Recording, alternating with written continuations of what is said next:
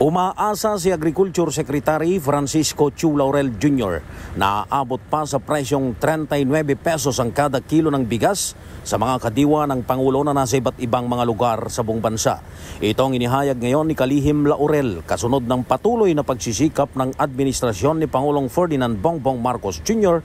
para magatid ng abot-kayang presyo ng mga produktong agrikultura sa sambayan ng Pilipino sa pag-arangkada ng 43 pesos na presyo ng bigas para sa Rice for All program sa Mandaluyong City. Sinabi ni Laurel na mangyayari ito sa sandaling lumakas ang palitan ng piso kontra dolyar.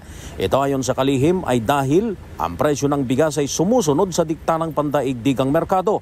Ang pagtayang ito, sabi ni Laurel, ay maring maramdaman o mangyari sa susunod na taon. Noong una na ang trajectory ng peso na inaasahan ko is bumaba ng 55, 50. Pero problema nag-57 eh. Ang bigas natin dito is already dictated by, or we follow the world market prices eh. So yun ang problema, yung pag-weaken ng ating peso. Pero kung bumalik siya sa 46 o 55 or 56 peso, pwedeng bumaba to by next year. Assuming next year, pwede natin bumaba to ng 39 eh.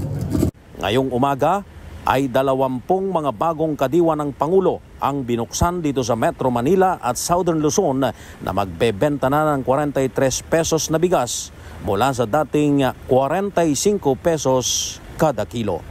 Para sa MBC TV Network News, ako si Val Gonzalez, una sa Pilipinas, una sa Pilipino.